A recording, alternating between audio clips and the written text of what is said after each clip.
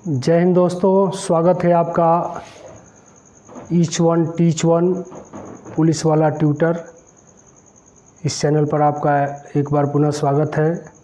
आज डॉक्टर भीमराव अंबेडकर की जन्म जयंती पर भारत के उच्चतम न्यायालय के बारे में हम चर्चा करेंगे, सुप्रीम कोर्ट ऑफ इंडिया।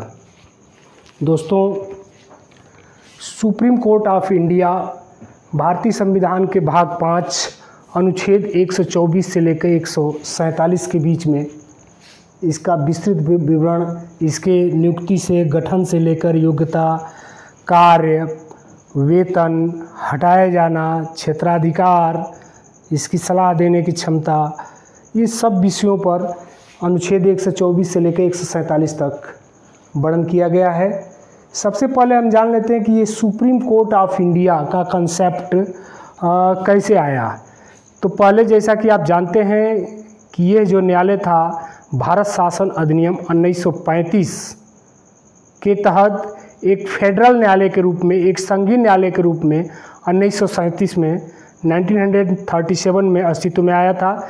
तब से लेकर आज़ादी तक यह एक फेडरल न्यायालय के रूप में काम करता रहा और 26 जनवरी 1950 को जब हमारा भारतीय संविधान लागू होता है, ठीक उससे 2 दिन बाद 28 जनवरी 1950 को सुप्रीम कोर्ट का जन्मदिन मानिए, इनॉग्रेशन मानिए या प्रथम बैठक मानिए। तो प्रथम बैठक 28 जनवरी 1950, इस डेट को आप याद रखेंगे, प्रश्न यहाँ से पूछा जाता है। सुप्रीम कोर्ट का कंसेप्ट 28 जनवरी 1950 से भारतीय संविधान में और भारत में आया। उससे पहले ये फेडरल न्यायालय के रूप में 1937 से काम कर रहा था और फेडरल न्यायालय का कंसेप्ट भारत शासन अधिनियम 1935 से जुड़ा हुआ था। सबसे पहले जो व्यूअर्स नए हैं या जिनका अभी न्यायालय से कोई सरोकार नहीं रहा है, उनको हम न्यायालय के बारे में बता देते हैं कि न्यायालय क्या चीज़ है। जैसा कि आप जानते हैं कि भारत में न्यायालय 3 कैटेगरियों में है। प्रथम कैटेगरी जिला न्यायालय, जिसको आप डिस्ट्रिक्ट कोर्ट कहते हैं। दूसरी कैटेगरी हाई कोर्ट, जिसको आप उच्च न्यायालय कहते हैं। और तीसरी कैटेगरी सुप्रीम कोर्ट, जो भारत का सबसे बड़ा कोर्ट, सबसे बड़ा अपील न्यायालय कहलाता है। तो district court, high court, supreme court. तो उच्च न्यायालय और सर्वोच्च न्यायालय सुप्रीम कोर्ट के बारे में आप विधिवत जानते हैं। डिस्ट्रिक्ट कोर्ट के बारे में थोड़ा सा कंसेप्ट समझ लें आप। डिस्ट्रिक्ट कोर्ट जिला एवं सत्र न्यायालय जिसको आप कहते हैं, जिला एवं सत्र न्यायालय, ये हर जिला मुख्यालयों पर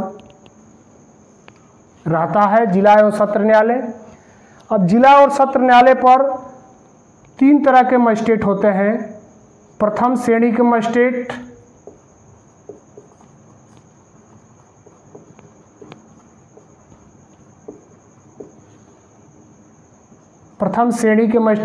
ये मजिस्ट्रेट न्यायिक होते हैं। और दूसरा होते हैं CJM, मुख्य न्यायिक मजिस्ट्रेट, मुख्य न्यायिक मजिस्ट्रेट। और तीसरा जिला न्यायाधीश, जिसको आप डिस्ट्रिक्ट जज बोलते हैं। अब ये कैटेगरी ध्यान देने वाली यह है कि प्रथम श्रेणी के मजिस्ट्रेट में बहुत सारे कोर्ट होते हैं डिस्ट्रिक्ट न्यायालय पर। प्रथम श्रेणी के ही मजिस्ट्रेट में एक CJM की नियुक्ति हाई कोर्ट द्वारा होती है, उच्च न्यायालय द्वारा। ये ध्यान देने वाली बात है। CJM की नियुक्ति, मुख्य न्यायिक मजिस्ट्रेट की नियुक्ति हाई कोर्ट, संबंधित राज्य के हाई कोर्ट द्वारा नियुक्त किए जाते हैं। जिला न्यायाधीश की नियुक्ति संबंधित राज्य के हाई कोर्ट द्वारा ही नियुक्ति होती है। अब जिला न्यायाधीश की सहायता के लिए ADJ, special ADJ, POCSO court ADJ, MP MLA court के ADJ, SC ST कोर्ट के ADJ और विशेष कानूनों के लिए अलग अलग जो न्यायालय स्थापित होती है ये जिला लेवल पर काम करते हैं। यहाँ पर इनकी क्षमता, प्रथम श्रेणी न्यायिक मजिस्ट्रेट की क्षमता 3 वर्ष तक के कारावास से दंडित मामलों को देखने की होती है। वहीं सीजीएम को यहाँ पर मुख्य न्यायिक मजिस्ट्रेट 7 वर्ष तक के मामले में सज़ा दे सकते हैं और जिला न्यायाधीश या उनके जो सहायक अपर सत्र न्यायाधीश ये लोग आजीवन कारावास की सज़ा भी दे सकते हैं। जो भी विचारण होता है वो डिस्ट्रिक्ट कोर्ट तक होता है किसी मामले में। ये हमारे बताने का उद्देश्य है कि कोई भी फौजदारी मामला अगर जिला न्यायालय में आता है तो वो इन कैटेगरियों में विभक्त होकर, जैसे फौजदारी जितने दिन की सज़ा होती है उस हिसाब से इन न्यायालयों में ट्रायल होता है। ट्रायल के बाद जब डिसीजन हो जाता है, अगर डिसीजन आजीवन कारावास फांसी से नीचे का है तो हाई कोर्ट भेजने की आवश्यकता नहीं पड़ती है। अगर किसी प्रकरण में अपर जिला सत्र न्यायाधीश या जिला न्यायाधीश महोदय द्वारा आजीवन कारावास या फांसी की सज़ा दे दी जाती है तो उसका अप्रूवल उच्च न्यायालय से लेना पड़ता है। अब यहाँ हमारे बताने का उद्देश्य ये था कि जो भी विचारण होता है डिस्ट्रिक्ट न्यायालय तक होता है। डिस्ट्रिक्ट न्यायालय के ऊपर जब हम जाते हैं हाई कोर्ट या सुप्रीम कोर्ट, तो वहाँ अपील की प्रक्रिया होती है, वहाँ अपील पर सुनवाई होती है, वहाँ विचारण नहीं होता है। तो ये ध्यान देने वाली बात है कि हाई कोर्ट और सुप्रीम कोर्ट में विचारण नहीं होता है, मुकदमे का ट्रायल नहीं होता है। वह ये सब अपीली न्यायालय हैं। कौन से न्यायालय हैं? अपीली न्यायालय, जहाँ अपील होता है। तो ये अपीली न्यायालय हैं। अपील न्यायालय का जो सबसे ऊंचा पद है वो सुप्रीम कोर्ट है। ये हाईएस्ट अपील कोर्ट है सुप्रीम कोर्ट। यहाँ के बाद कहीं भी कोई ऐसा भारत में न्यायालय नहीं है जहाँ तो अपील हो सके। तो भारत का सबसे हाईएस्ट अपील कोर्ट है ये सुप्रीम कोर्ट। अब यहाँ ध्यान, हम सुप्रीम कोर्ट के बारे में अध्ययन कर रहे हैं। आपका कंसेप्ट न्यायालय से थोड़ा रूबरू आपको करा दिया गया है। अब सुप्रीम कोर्ट के बारे में जानते हैं कि सुप्रीम कोर्ट को 5 चीज़ें याद रखना है आपको कि सुप्रीम कोर्ट क्या है? गार्जियन ऑफ द कॉन्स्टिट्यूशन, संविधान का अभिभावक इसको कहा गया है। दूसरा क्या चीज़? गारंटर ऑफ फंडामेंटल राइट, हमारे जो मौलिक अधिकार हैं, मूल अधिकार हैं, फंडामेंटल राइट्स हैं, उसका यह गारंटर है। कौन गारंटर है? Supreme court. किस आर्टिकल के तहत? आर्टिकल 32 के तहत। Soul authority of resolving disputes, soul authority of resolving dispute, इसका मतलब है कि यदि राष्ट्रपति के चुनाव में या उपराष्ट्रपति के चुनाव में कोई विवाद होता है तो उसका निस्तारण हाई कोर्ट में नहीं होगा, उसका निस्तारण संसद नहीं करेगी, उसका निस्तारण निर्वाचन आयोग नहीं करेगा, उसका निस्तारण कौन करेगा? उसका निस्तारण सुप्रीम कोर्ट करेगा। तो सुप्रीम कोर्ट को क्या कहा गया है? Soul authority of resolving dispute, यानी कुछ ऐसे प्रकरण हैं जैसे president of India, vice president of India, इनके इलेक्शंस में कोई विवाद आता है। इलेक्शन तो भारत निर्वाचन आयोग कराएगा, संसद प्रक्रिया देखेगी, लेकिन विवाद होने की स्थिति में इलेक्शन के मामला सुप्रीम कोर्ट ही देखेगा। चौथा है सेंटर स्टेट डिस्प्यूट, अगर केंद्र और राज्य के बीच में कोई विवाद उत्पन्न होता है वो मामले का निस्तारण भी सुप्रीम कोर्ट ही करता है। पांचवा है highest court of appeal, Bharat में इससे बड़ा कोई कोर्ट नहीं है जहां किसी प्रकरण में आप अपील कर सकते हैं। तो ये 5 चीज़ें आप ध्यान रखेंगे। जैसा कि हमने पहले फेडरल कोर्ट के बारे में आपने कंसेप्ट समझ लिया, सुप्रीम कोर्ट के बारे में कंसेप्ट समझ लिया। अब पार्ट 5 संविधान के पार्ट 5 अनुच्छेद 124 से लेकर 147 में क्या दिया गया है इसके बारे में देखते हैं। तो सुप्रीम कोर्ट से सबसे महत्वपूर्ण जो अनुच्छेद आता है वो 124 आता है। 124 में क्या है? सुप्रीम कोर्ट का गठन कौन करेगा? सुप्रीम कोर्ट का गठन भारतीय संसद करेगी। 124 ये क्या कहता है? स्ट्रेंथ ऑफ जजेज का क्या स्ट्रेंथ होगा? तो जिस समय संविधान लागू हुआ उस समय संविधान में वर्णित था कि भारत में एक CJI होगा, चीफ जस्टिस ऑफ इंडिया होगा, और उसके साथ सहयोगी अन्य जज नियुक्त होंगे 1+7, यानी कुल 8 होंगे। तो स्ट्रेंथ ऑफ सुप्रीम कोर्ट में 1950 के समय में कितनी स्ट्रेंथ थी? तो 1+7 थी। उसके बाद चेंजिंग करके 1+25 आ गई। 2008 में इसकी संख्या बढ़ गई 1+30 यानी 31 हो गई।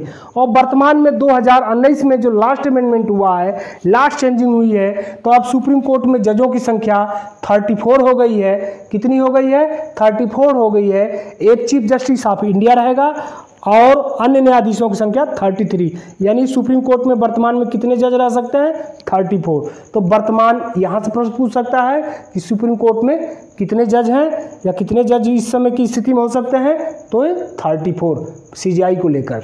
124(2) कहता है अपॉइंटमेंट, कि सीजीआई या अन्य जजों की नियुक्ति कौन करेगा? तो नियुक्ति करने का अधिकार राष्ट्रपति महोदय को है। योग्यता क्या होगी? कोई भी जज सुप्रीम कोर्ट में जज बने, इसके लिए उस व्यक्ति की योग्यता क्या होगी? तो सुप्रीम कोर्ट के जज बनने के लिए जो पहली योग्यता है, जिसको देखने में तो बड़ा साधारण है लेकिन आपको इसको याद रखना है, सुप्रीम कोर्ट के जज बनने के लिए जो सबसे महत्वपूर्ण योग्यता है वह है कि वह भारत का नागरिक हो। वह भारत का नागरिक हो। कितनी साधारण बात है, लेकिन ये सबसे महत्वपूर्ण है। यानी किसी विदेशी व्यक्ति को, चाहे वो कितना हो भी कानून का ज्ञाता क्यों ना हो, उसको भारत का मुख्य न्यायाधीश या अन्य न्यायाधीश नहीं बनाया जा सकता है। तो पहली योग्यता वो भारत का नागरिक हो। दूसरी योग्यता है कि वह 5 वर्ष तक किसी हाई कोर्ट में जज रहा हो। एक या अधिक हाई कोर्ट में, उच्च न्यायालय में वो जज रहा हो। कितने वर्ष तक? 5 वर्ष तक। अथवा दूसरी योग्यता क्या है कि 10 वर्षों तक किसी उच्च न्यायालय में वह वकील रहा हो, लॉयर रहा हो, अधिवक्ता रहा हो। किसी भी एक हाई कोर्ट या 2 हाई कोर्ट या कई हाई कोर्टों में, उच्च न्यायालयों में वो 10 वर्ष तक क्या रहा हो? अधिवक्ता रहा हो। और हाई कोर्ट में या तो 5 वर्ष तक जज रहा हो। और चौथा क्या है योग्यता उसकी कि राष्ट्रपति महोदय की नज़र में विधिवेता यानी कानूनी विशेषज्ञ हो, कानून का विधिवेता हो, कानून का जानकार हो। राष्ट्रपति महोदय की नज़र में उसको भी सुप्रीम कोर्ट का न्यायाधीश नियुक्त किया जा सकता है। तो 124(3) योग्यता की बात करता है। 124(4) रिमूवल की बात करता है कि सुप्रीम कोर्ट के मुख्य न्यायाधीश या अन्य न्यायाधीशों को कैसे हटाया जा सकता है। महत्वपूर्ण है ये पॉइंट 124(4। तो 2 ही पॉइंट बनते हैं इसमें, साबित कदाचार और असमर्थता। यानी किसी जज के ऊपर साबित कदाचार साबित हो जाए या उसकी असमर्थता हो जाए तो उसको उसके पद से हटाया जा सकता है। साबित कदाचार और असमर्थता हटाने का जैसा महाभियोग की प्रक्रिया है, महामहिम राष्ट्रपति महोदय को हटाने के लिए महाभियोग की प्रक्रिया लाई जाती है। संसद के दोनों सदनों में किसी एक सदन में लाकर फिर प्रस्ताव पारित किया जाता है, फिर उसका अन्वेषण होता है, फिर उस पर वोटिंग होती है, फिर महामहिम राष्ट्रपति महोदय का हस्ताक्षर होते हैं। तो ये महाभियोग की जो प्रक्रिया है, उस महाभियोग की प्रक्रिया से भी हम हटा सकते हैं। तो साबित कदाचार और असमर्थता, ये 2 शब्द आपको याद रखने हैं, प्रश्नों में पूछा जाता है, साबित कदाचार या असमर्थता। 124(5) में है कार्यकाल, यानी सुप्रीम कोर्ट के न्यायाधीश का कार्यकाल कितना होगा? अप टू 65 ईयर्स, 65 वर्ष की उम्र तक होगा। शपथ कौन दिलवाते हैं? तो महामहिम राष्ट्रपति महोदय दिलवाएंगे।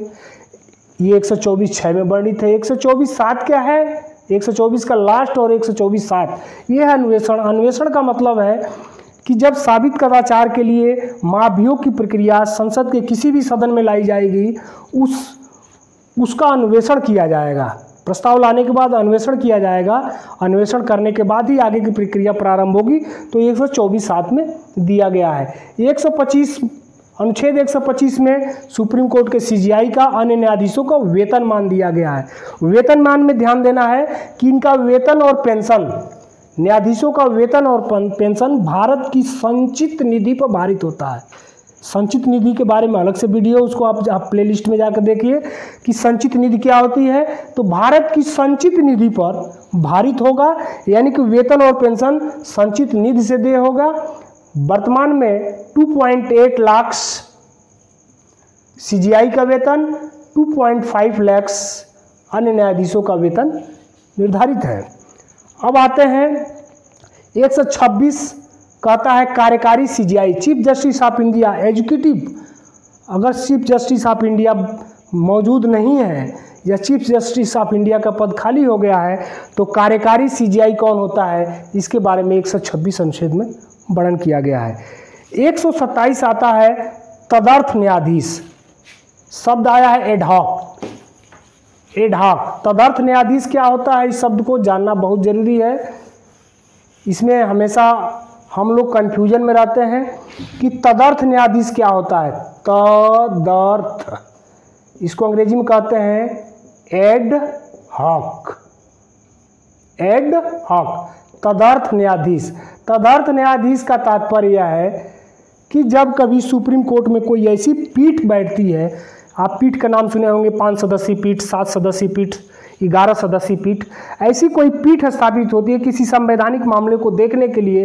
वहाँ पर यदि कोरम, जो उसका कोरम है, गणपूर्ति है, ये शब्द भी याद रखें, कोरम गणपूर्ति, उस कोरम को पूरा करने के लिए न्यायाधीशों की संख्या कम होती है तो किसी भी उच्च न्यायालय से न्यायाधीश लेकर और उस गणपूर्ति को, कोरम को पूरा किया जाता है ताकि पीठ की जो आवश्यकता है वो पूरी हो सके। वो जो अन्य उच्च न्यायालयों से न्यायाधीश मंगाए जाते हैं उन्हीं को एडहॉक या तदर्थ न्यायाधीश कहा जाता है। उम्मीद है आपको समझ में आ गया होगा। अगला देखते हैं सेवानिवृत्ति। न्यायाधीशों की सेवानिवृत्ति के बारे में अनुच्छेद 128 में वर्णित है। 129 में अभिलेख न्यायालय के बारे में बताया गया है। 130 ओरिजिनल ज्यूरिडिक्शन की बात करता है। 131 किसकी बात करता है? ओरिजिनल ज्यूरिडिक्शन, मूल क्षेत्राधिकार, मूल न्यायाधिकार, मूल न्यायाधिकार। 131 किसकी बात करता है? ओरिजिनल ज्यूरिडिक्शन, मूल न्यायाधिकार की बात करता है। अब यहाँ पर आप ध्यान दें, यहाँ पर हमने केवल 32 लिखा है। क्या लिखा है? 32। ये फंडामेंटल राइट्स का आर्टिकल है। यहाँ पर रीट ज्यूरिडिक्शन का भी पावर माननीय सुप्रीम कोर्ट को है। यहाँ पर ओरिजिनल ज्यूरिडिक्शन का पावर 131 में और केवल 32 में रीट ज्यूरिडिक्शन का है। 143 कहता है कि राष्ट्रपति को जब भी सलाह की आवश्यकता होगी तो सुप्रीम कोर्ट से सलाह की विशेष मामलों पर ले सकता है और सुप्रीम कोर्ट उसको लिखित में सलाह उपलब्ध कराएगा। तो ये सलाह की बात कौन करता है? 143। अब यहाँ पर 2-3 अपवाद के क्वेश्चन आपको ध्यान देना है। पहला ये कि 1973 में जब न्यायाधीशों की नियुक्ति होती है तो इस संविधान में वर्णित है कि सीनियरिटी के हिसाब से ही न्यायाधीशों को सीजीआई बनाया जाए, चीफ जस्टिस ऑफ इंडिया बनाया जाए। लेकिन हमारे भारतीय इतिहास में, भारतीय संविधान में 2 बार ऐसा समय आया है जब सीनियरिटी को दरकिनार कर सीजीआई पर जूनियर को नियुक्त कर दिया गया है। वो दोनों प्रश्न पूछे जाते हैं एग्जाम में, उसको आपको ध्यान देना है। पहला है 1973 में फर्स्ट बार एएन रे को सीनियरिटी को दरकिनार करते हुए, एएन रे को सीनियरिटी को दरकिनार करते हुए चीफ जस्टिस ऑफ इंडिया बनाया गया था। दूसरी बार एमएच बेग को सीनियरिटी का दरकिनार करते हुए चीफ जस्टिस ऑफ इंडिया बनाया गया था। तो ये दोनों पॉइंट आप याद रखेंगे, एएन रे और एमएच बेग, एएन रे और एमएच बेग। एएन रे 1973 में, ये प्रश्न कई बार एग्जाम में आया है तो इसको आप ध्यान देंगे। आपने फेडरल कोर्ट का कंसेप्ट समझ लिया और 28 जनवरी का कंसेप्ट आपने समझ लिया कि 28 जनवरी को हमारा सुप्रीम कोर्ट अस्तित्व में आया, उससे पहले फेडरल कोर्ट के रूप में था। कॉलेजियस के बारे में आगे हम चर्चा कर रहे हैं, वीडियो आप लगातार देखते रहिए। गणपूर्ति और कोरम के बारे में भी इसलिए चर्चा आगे करेंगे। कॉन्सेप्ट आपको हमने बता दिया। अब एक चीज़, एक प्रश्न पूछता है कि देखिए, राष्ट्रपति न्यायाधीशों की नियुक्ति भी करेगा, शपथ भी दिलाएगा और त्यागपत्र भी ले सकता है। मैंने त्यागपत्र राष्ट्रपति महोदय को ही लोग देंगे, शपथ इन्हीं के समक्ष होगा और नियुक्ति इन्हीं के द्वारा की जाएगी। यहाँ पर एक राज्यपाल शब्द हमने लिखा है। राज्यपाल का क्या मतलब है, यहाँ पर क्यों बताया जा रहा है राज्यपाल के बारे में? क्योंकि यहाँ से प्रश्न पूछा जाता है कि हाई कोर्ट में जजों की नियुक्ति कौन करता है? तो उच्च न्यायालय में जजों की नियुक्ति राष्ट्रपति, महामहिम राष्ट्रपति महोदय के द्वारा होती है। लेकिन शपथ कौन दिलवाता है? तो वहाँ पर राज्यों के, संबंधित राज्यों के राज्यपाल दिलवाते हैं, संबंधित राज्यों के राज्यपाल दिलवाते हैं। तो आपको उम्मीद है कि ये वीडियो पसंद आया होगा और इस वीडियो को आप लगातार देखते रहें। काफ़ी प्रश्न इसमें दिए गए हैं आपके प्रैक्टिस के लिए और आपको सिविल सर्विसेज और वनडे एग्जाम दोनों के लिए पर्याप्त वीडियो है सर्वोच्च न्यायालय पर, और इसमें डिस्क्रिप्टिव प्रश्नों को भी आप हल कर ले जाएंगे और बहुविकल्पी प्रश्नों को भी हल कर ले जाएंगे। थैंक यू, वीडियो कंटिन्यूअस देखते रहें। सुप्रीम कोर्ट ऑफ इंडिया, जिसे भारत का उच्चतम न्यायालय भी कहते हैं, फेडरल न्यायालय के रूप में 1 अक्टूबर 1937 को इस्टेब्लिश्ड हुआ था। ये तो धर्मस्थो जयः, यह इसका स्लोगन है सुप्रीम कोर्ट का। The supreme court of India is the supreme judicial body of India and the highest court of the Republic of India under the constitution. It is the most senior constitutional court and has the power of judicial review. The Chief Justice of India judicious civil, criminal and constitutional also. और supreme court तिलक मार्ग new Delhi में स्थापित है। भारतीय संविधान के अनुच्छेद 124 के तहत ये सुप्रीम कोर्ट गठित है। जैसा कि आप जानते हैं, संविधान के भाग 5 संघात्मक शासन या संघ सरकार, जिसमें हम लोग अब तक कार्यपालिका और संसद पढ़ चुके हैं, संघ की न्यायपालिका के अंतर्गत सुप्रीम कोर्ट ऑफ इंडिया के बारे में हम पढ़ेंगे कि यह आर्टिकल 124 से लेकर आर्टिकल 147 तक इसका गठन, नियुक्ति, शपथ, वेतन, हटाए जाना, क्षेत्राधिकार, रीट जारी करने का अधिकार। थोड़ा सा इसका इतिहास देख लेते हैं। 1773 के रेगुलेटिंग एक्ट के प्रवर्तन से कलकत्ता में पूर्ण शक्ति एवं अधिकार के साथ कोर्ट ऑफ रिकॉर्ड के रूप में सर्वोच्च न्यायाधिकरण की स्थापना की गई। मद्रास एवं बम्बई में सर्वोच्च न्यायालय। भारत उच्च न्यायालय अधिनियम 1961 के तहत विभिन्न प्रांतों में उच्च न्यायालयों की स्थापना एवं कलकत्ता, मद्रास और मुंबई में सर्वोच्च न्यायालयों को तथा प्रेसिडेंसी शहरों में सदर न्यायालयों को समाप्त कर दिया गया। वर्ष 1947 में भारत को स्वतंत्रता मिलने के बाद 26 जनवरी 1950 को भारत का संविधान लागू हुआ। साथ ही सर्वोच्च न्यायालय 28 जनवरी 1950 को अस्तित्व में आया। सर्वोच्च न्यायालय एक संघीय न्यायालय, अपील सर्वोच्च न्यायालय नागरिकों के मौलिक अधिकारों का गारंटर और संविधान का संरक्षक है। इसे सौंपे गए कर्तव्यों के प्रभावी निर्वहन करने के लिए इसकी स्वतंत्रता बहुत ही आवश्यक हो जाती है।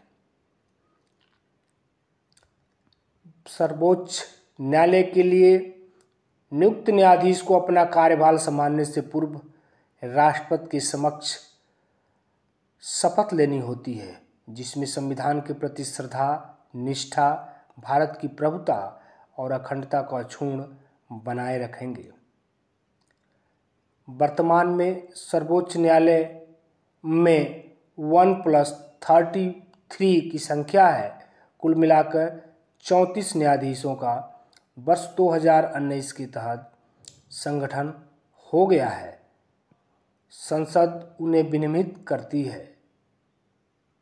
मास्टर ऑफ रोस्टर का मामला सुनवाई के लिए पीठों को गठन करना मुख्य न्यायाधीश के विशेषाधिकार को संदर्भित करता है। न्यायिक प्रशासन पर मुख्य न्यायाधीश की पूर्ण शक्ति को लेकर सर्वोच्च न्यायालय में विवाद बना रहा है। जुडिशियल रिव्यू की शक्ति न्यायिक समीक्षा केंद्र और राज्य दोनों सरकारों के विधायी अधिनियमों और कार्यकारी आदेशों की संवैधानिकता की जांच करने की शक्ति सर्वोच्च न्यायालय को है। जांच में यदि वे संविधान के उल्लंघनकर्ता पाए जाते हैं, सर्वोच्च न्यायालय के न्याय क्षेत्र में निम्नलिखित समाहित नहीं है। कोई विवाद जो किसी पूर्व संवैधानिक संधि, समझौता, प्रसंविदा, सनद एवं अन्य संस्थाओं को लेकर उत्पन्न हुआ हो।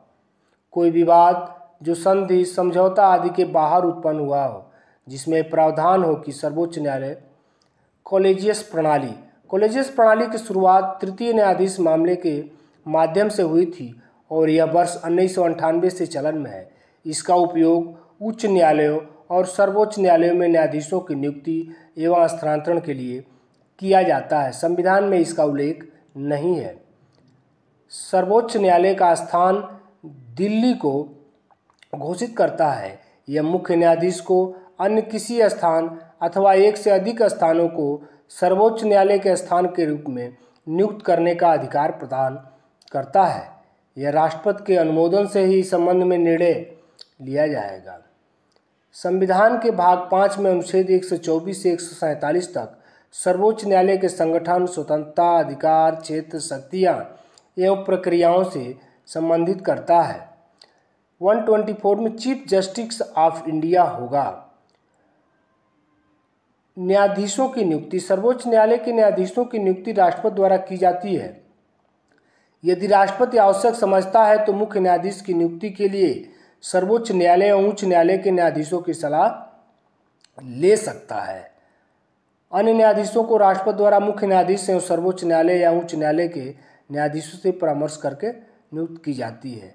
इनका प्रारंभिक जो मूल क्षेत्राधिकार है, एक संघीय न्यायालय के रूप में सर्वोच्च न्यायालय भारतीय संघ की विभिन्न इकाइयों के बीच विवादों का फैसला करता है। केंद्र या एक से अधिक राज्यों के बीच, केंद्र या कोई एक राज्य एक तरफ हो तथा एक या अधिक राज्य दूसरी तरफ हो तो उस पर इनका मूल क्षेत्राधिकार हो जाता है। दो या अधिक राज्यों के बीच में कोई विवाद हो तो सर्वोच्च न्यायालय की शक्ति और क्षेत्राधिकार मूल क्षेत्राधिकार के रूप में आ जाता है। तो एक संघीय न्यायालय के रूप में सर्वोच्च न्यायालय भारतीय संघ की विभिन्न इकाइयों के बीच विवादों का फैसला करता है। सलाहकार क्षेत्राधिकार, एडवाइजरी जुडिशियन। अनुच्छेद 143 के तहत संविधान राष्ट्रपति को 2 श्रेणी के मामलों में सर्वोच्च न्यायालय की राय देने का अधिकार देता है। सार्वजनिक महत्व के मामले या किसी पूर्व संवैधानिक संधि समझौते पर संविदा आदि के मामले में ये सलाहकार क्षेत्राधिकार राष्ट्रपति महोदय को देता है। अपीली क्षेत्राधिकार। सर्वोच्च न्यायालय मुख्य रूप से अपील हेतु अदालत है और निचली अदालतों के निर्णयों के खिलाफ अपील सुनता है।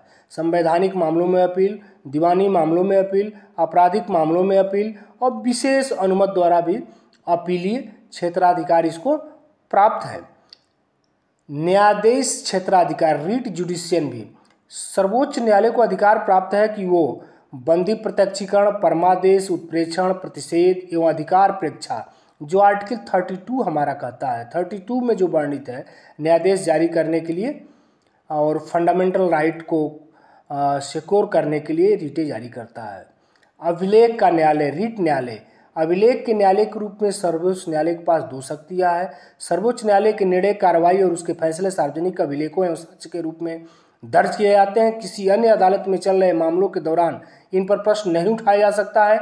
ये रिकॉर्ड विधिक संदर्भों की तरह होते हैं। एडहॉक जज। एडहॉक न्यायाधीश क्या होते हैं? जब सर्वोच्च न्यायालय में किसी भी सत्र को आयोजित करने या जारी रखने के लिए अस्थायी न्यायाधीशों कोरम की कमी हो जाती है तो भारत का मुख्य न्यायाधीश एक अस्थायी अवधि के लिए सर्वोच्च न्यायालय के एडहॉक न्यायाधीश के रूप में किसी उच्च न्यायालय के न्यायाधीश की नियुक्ति कर सकता है। न्यायाधीशों को अपदस्थ करना। राष्ट्रपति के आदेश से सर्वोच्च न्यायालय के न्यायाधीश को पद से हटाया जा सकता है। राष्ट्रपति उसे हटाने का आदेश तभी जारी कर सकता है जब इस प्रकार हटाए जाने हेतु संसद द्वारा उसी सत्र में ऐसा संबोधन किया गया हो, यानी कि संसद की संस्तुति वही राष्ट्रपति महोदय हटा सकते हैं।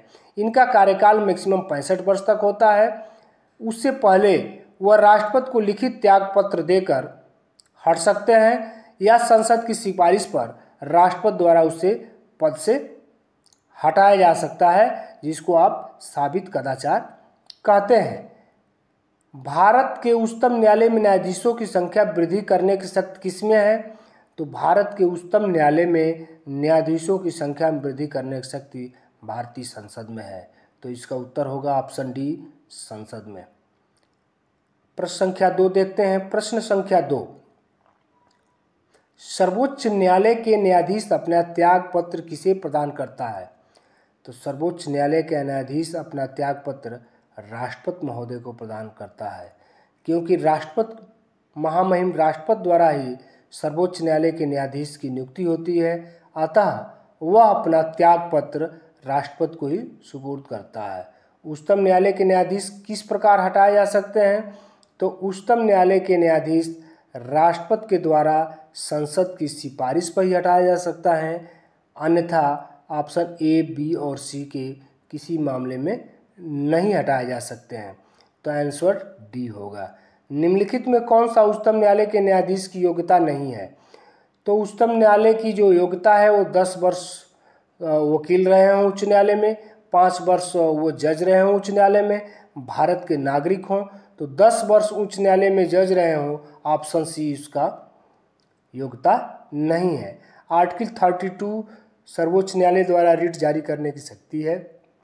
आर्टिकल 231 एक से अधिक राज्यों के लिए उच्च न्यायालय। आर्टिकल 124 सर्वोच्च न्यायालय का गठन। आर्टिकल 214 राज्यों के लिए उच्च न्यायालयों का प्राविधान करता है। उच्चतम न्यायालय के न्यायाधीश की सेवा निवृत्ति 65 वर्ष है। तो ऑप्शन ए इसका सही उत्तर होगा, सी नहीं होगा, क्योंकि इसमें 6 वर्ष या 65 वर्ष जो आई पहले हो। तो 6 वर्ष का कोई उसका वो नहीं है कि 6 वर्ष उच्चतम न्यायालय का जज ही रहा हो। तो इसका ऑप्शन ए सही उत्तर होगा। उच्च न्यायालय के न्यायाधीशों की नियुक्ति कौन करता है? तो उच्च न्यायालय या सर्वोच्च न्यायालय दोनों के न्यायाधीशों की नियुक्ति भारत के महामहिम राष्ट्रपति महोदय द्वारा की जाती है। तो इसका ऑप्शन सी होगा कि उच्च न्यायालय के न्यायाधीशों की नियुक्ति भारत के राष्ट्रपति करते हैं। उच्च न्यायालय के न्यायाधीश किसके समक्ष शपथ लेते हैं? तो भारत के मुख्य न्यायाधीश के समक्ष बिल्कुल नहीं, राज्यों के राज्यपाल के समक्ष बिल्कुल सही, भारत के राष्ट्रपति के समय नहीं, ये तो नियुक्त करते हैं, राज्यों के मुख्यमंत्री बिल्कुल गलत। तो उत्तर होगा उच्च न्यायालय के न्यायाधीश राज्यपाल के समक्ष शपथ लेते हैं। निम्नलिखित में किस राज्य के उच्च न्यायालय की स्थापना 2013 में नहीं की गई? 2013 में 3 राज्यों में उच्च न्यायालय की स्थापना की गई थी, जिसमें त्रिपुरा, मेघालय और मणिपुर थे। तो इसका ऑप्शन सी उत्तर हो जाएगा, मिजोरम, जिसकी 2013 में हाई कोर्ट की नियुक्ति नहीं की गई थी। निम्नलिखित में से किस राज्य का उच्च न्यायालय उसकी राजधानी में नहीं है? तो महाराष्ट्र, तमिलनाडु और सिक्किम के उच्च न्यायालय उनकी उस प्रदेश की राजधानियों में है, जबकि उड़ीसा एक ऐसा राज्य है जिसका हाई कोर्ट उसकी राजधानी में इस्टेब्लिश्ड नहीं है। तो ऑप्शन डी इसका सही उत्तर होगा। और निम्नलिखित में भारत के एक उच्च न्यायालय के बारे में क्या सही नहीं है? तो उच्च न्यायालय के न्यायाधीशों की नियुक्ति राज्यपाल करता है, बिल्कुल सही नहीं है, ऑप्शन ए इसका उत्तर होगा, क्योंकि राज्यपाल के समक्ष वो शपथ ग्रहण करते हैं और नियुक्ति राष्ट्रपति महोदय करते हैं। तो ऑप्शन ए बिल्कुल सही उत्तर होगा। अब देखिए यहाँ भारत में उच्च न्यायालय 25 है, बिल्कुल सही है। पंजाब, हरियाणा, चंडीगढ़ एक ही उच्च न्यायालय है, दिल्ली में उच्च न्यायालय है, लेकिन ऑप्शन 1, 2 और तीनों एक साथ कहीं नहीं है। तो सबसे सही उत्तर इसमें दिखाई दे रहा है ऑप्शन बी, 2 एवं 3। तो ऑप्शन बी को हम यहाँ पर क्लिक करेंगे। उच्च न्यायालय के न्यायाधीशों का पेंशन भारित होता है। तो उच्च न्यायालय या सर्वोच्च न्यायालय के न्यायाधीशों का पेंशन भारत की संचित निधि पर ही भारित होता है। उनके वेतन, भत्ते और पेंशन सभी भारत की संचित निधि पर ही होता है। तो इस प्रश्न का सही उत्तर होगा ऑप्शन ए। अब ये सुमेलित करें, मुख्यालय इधर दिया हुआ है, इधर क्षेत्र दिया हुआ है, एर्नाकुलम, इधर दमन दीव, मद्रास, लक्षद्वीप, कोलकाता, पुडुचेरी, मुंबई, अंडमान निकोबार। तो जिसके सामने जो उत्तर होगा, अब ए के सामने डी ऑप्शन रखा गया है, दमन दीव के सामने डी, तो दमन दीव का मुंबई से हम कनेक्ट करेंगे। सर्वोच्च न्यायालय के प्रथम मुख्य न्यायाधीश हीरालाल जेकानिया।